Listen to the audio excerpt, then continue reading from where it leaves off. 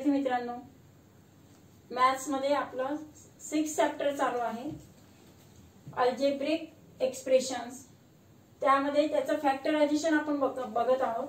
बैजिक राशींचे अवयव हे प्रकरण, यामध्ये आपण जे काही एक्सपान्शन ऑफ फॉर्म्युले पण बघितले आणि त्यामध्ये प्रॅक्टिस सेट 6.3 तो आपला 6.3 प्रॅक्टिस सेट चालू आहे।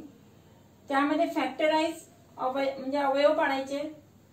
a cube minus b cube, a घन वजा b घन याचं अवयव पाडण्याचं जे सूत्र आहे ते कसं आलं ते आपण बघितलं। a घन अधिक b घन याचं पण पाहिलंय, त्याच्यावरचे आधारित उदाहरणे घेतलेले आहेत।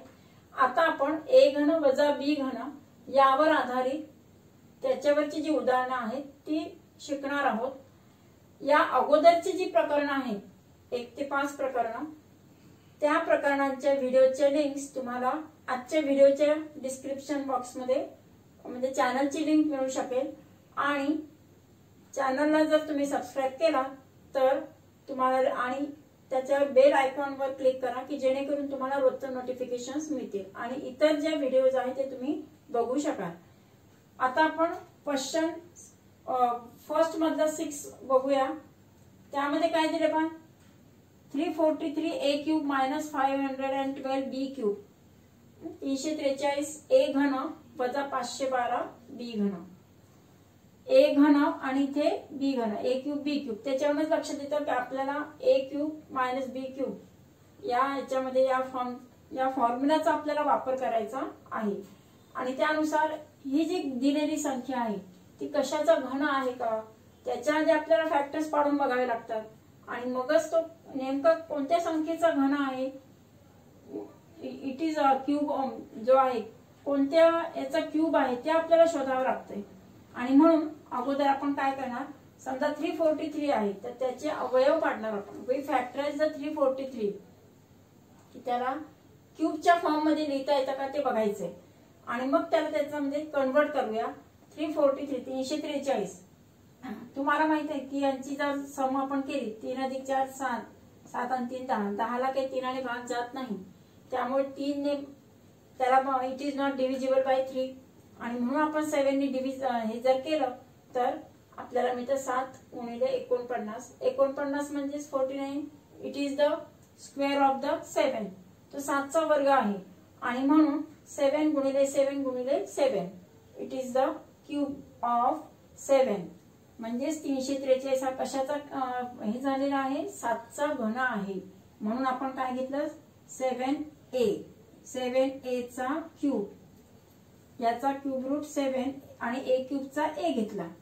आता 512 चा पण म्हणजे जर तुम्हाला त्यांचे घन आणि घनमूळ पाठ नसतील तर तुम्हाला अशा पद्धतीने अवयव पाडून त्यांचं घनमूळ अगोदर काढावं लागणार आहे। बघा 512 एकक स्थानी 2 आहे म्हणजे समसंख्या आहे आणि म्हणून 2 ने सहज तुम्ही तोंडी पण भाग देऊ शकताय। भाग दिला तर किती येतं पहा, 2 गुणिले भाग दिल्यानंतर बेदुने 4 उरला 1 2 5 10 आणि बेसख 12, 256। पुन्हा याला 2 ने भाग देऊया आपण, तो अवयव खाली घेतला, पुन्हा 2 ने भाग दिला तर 128। आणखी एकदा इथे युनिट प्लेसला काय आहे, एक समसंख्या आहे त्याच्यामुळे it is also divisible by 2। एकक स्थानी समसंख्या असल्यामुळे 2 ने भाग जाणारच, शक्यतो लहान संख्येने अगोदर भाग द्यायचा। मग पुन्हा 2 ने भाग दिला तर 64 आला। आता 64 तुम्हाला माहिती आहे कशाचा वर्ग आहे, 8 चा वर्ग आहे तो, आणि म्हणून मग डायरेक्ट 8 गुणिले 8 असं लिहिलं तरी चालेल। आणि ह्या दोघांचं पण या ग्रुपचा जर गुणाकार केला तर बेदुने 4 4 दुने 8 म्हणजे हा 8 चा एक ग्रुप, हा दुसरा 8 आणि हा तिसरा 8 म्हणजे ते किती झाले, 3 factors of the 512 are 8 into 8 into 8, that is it is the cube of 8, 512 is the cube of 8। 512 कशाचा घन आहे, 8 चा घन आहे आणि म्हणून 8b ब्रॅकेट क्यूब अशा पद्धतीने लिहिला। Now we write the formula for a cube minus b cube is equal to a minus b। इथे मायनस आहे, फर्स्ट ब्रॅकेट मायनस घेतला आपण, सेकंड ब्रॅकेट मध्ये a square plus ab plus b square now substituting the values, त्याच्यामध्ये आता value आता कशासाठी apply करायचं आपल्याला, 7a क्यूब साठी. 7a मायनस 8b त्यांचा क्यूब घेणार आहोत आपण. इथे मी जरा बारीक अक्षरात लिहिते. 7a मायनस 8b पहिल्या ब्रॅकेटमध्ये. दुसऱ्या ब्रॅकेटमध्ये आता आपण कशासाठी अप्लाय करतोय, तर दिलेल्या एक्झाम्पल साठी. फर्स्ट पहिल्यांदा सुरुवातीला प्रथम write down the formula and then you substitute our given values ज्या आहेत त्याच्यामध्ये व्हॅल्यू पुटअप करायचे आहेत आपल्याला. फर्स्ट टर्मचा स्क्वेअर 7a चा square plus 7a into 8b आणि प्लस b स्क्वेअर. b म्हटलं म्हणजे आपला 8b चा स्क्वेअर. इथे जागा नसल्यामुळे मी आता अशा पद्धतीने लिहिले. तर आता इथे पहा काय येणार, 7a या ब्रॅकेटला सध्या असंच ठेवा. याचं काही सिम्प्लिफिकेशन करायचं नसतं, फक्त तुम्हाला हा ब्रॅकेट मेन सॉल्व्ह करायचा असतो. इथे लिहिताना 7a चा वर्ग किती झाला, 7 चा वर्ग 49a square.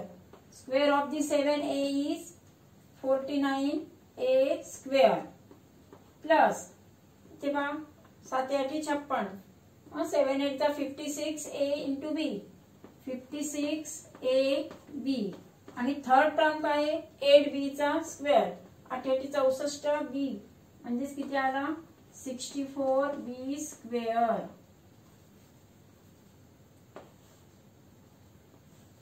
This is our given expansion of the first.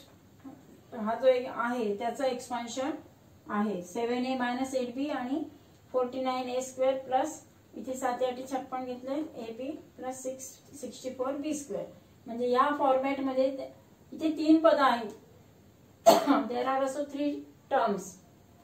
अशा पद्धतीने त्याचा एक्सपान्शन लिहायचं आहे. तसंच 7th एक्झाम्पल साठी पण आपण बघूया. 64x cube minus 729y cube यासाठी पण त्याचे फॅक्टर्स पाडले. 64 तर ओरली माहिती आहे तुम्हाला की 4 चा क्यूब आहे, तो 4 चा घन आहे म्हणून त्याचे फॅक्टर्स इथे पाडून दाखवले 4 इंटू 4 इंटू 4. आणि नंतर कोणतं आहे 729 729.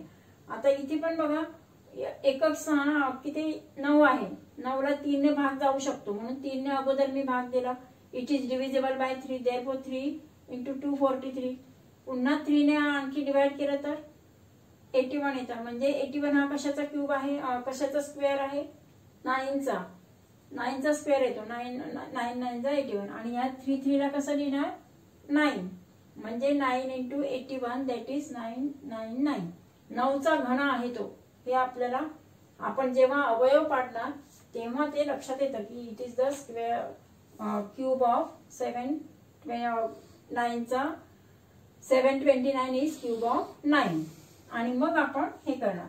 आता पहा इथे फॉर्म्युला जर लिहिला मी डायरेक्ट तर a cube minus b cube is equal to a minus b into next bracket a square plus ab plus b square. First write down formula. Then आपल्याला जे गिव्हन व्हॅल्यू देते आपण तिथे पुटअप करणार. 4x मायनस 9y हे काय आहे तुमचे गिव्हन व्हॅल्यूज आहे. आता यामध्ये पहा फर्स्ट टर्म आहे a मायनस b म्हणजे 4x minus 9y. Second term साठी आता इथे मी यांचं जे आहे इथे जागा करूया आपण. सेकंड टर्म साठी 4x मायनस 9y आणि सेकंड टर्म आहे 4x चा square plus 4x into 9y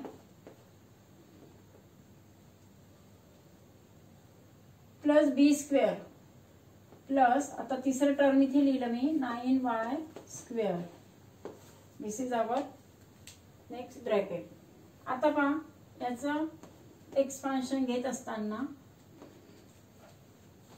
direct इथे घेते 4x मायनस 9y आणि सेकंड ब्रॅकेट मध्ये 4x चा स्क्वेअर किती झाला 4 चा स्क्वेअर 16x स्क्वेअर 16x वर्ग इथे 4x इंटू 9y 9 चौक 36 36xy प्लस 36xy आणि थर्ड टर्म कोणतं आहे 9y चा स्क्वेअर म्हणजे प्लस 9 चा square 81y square.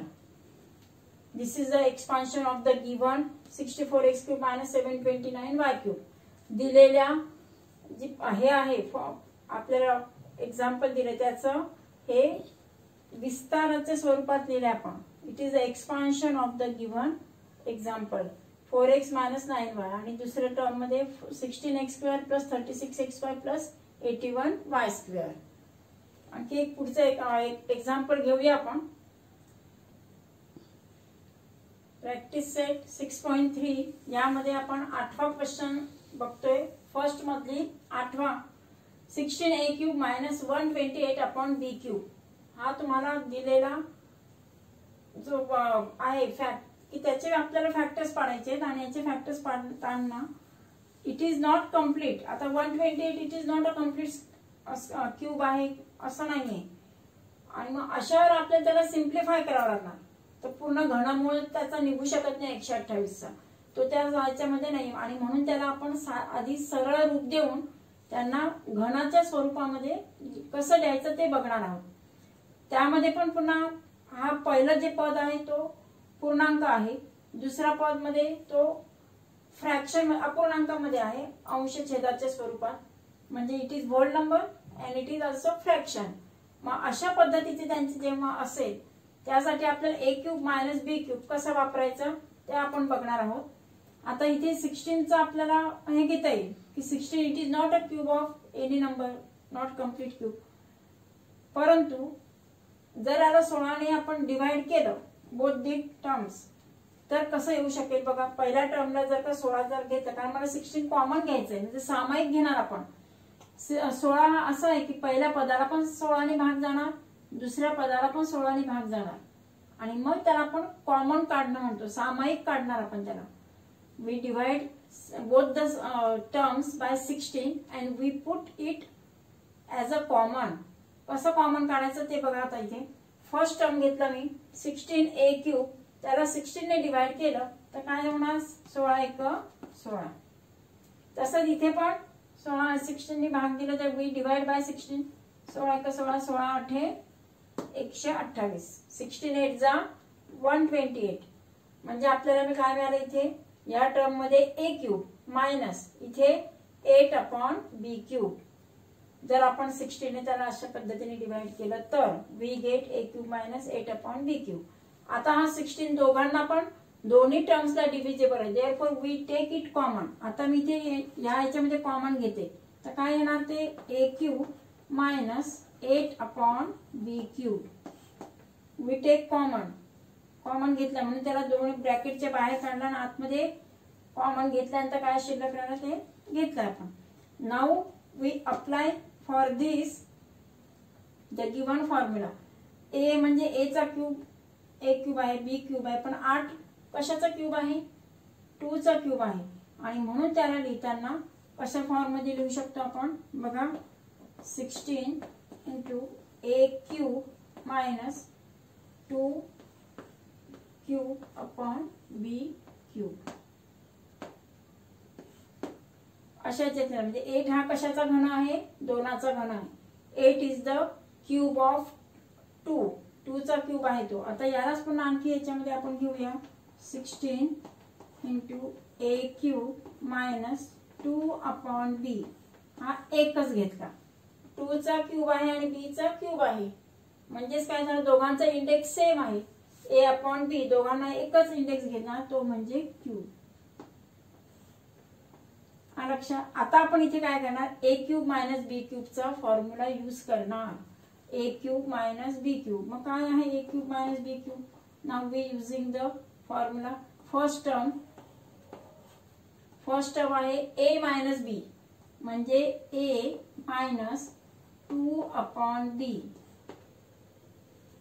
First term आपला ए आहे, हा ए चा क्यूब आहे, मायनस 2/b चा cube, a minus B.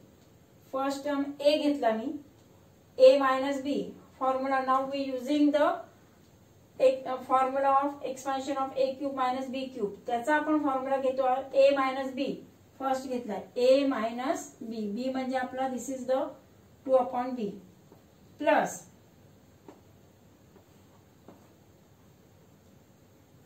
Plus नाही, इकडे ए स्क्वेअर प्लस आहे ते ए स्क्वेअर.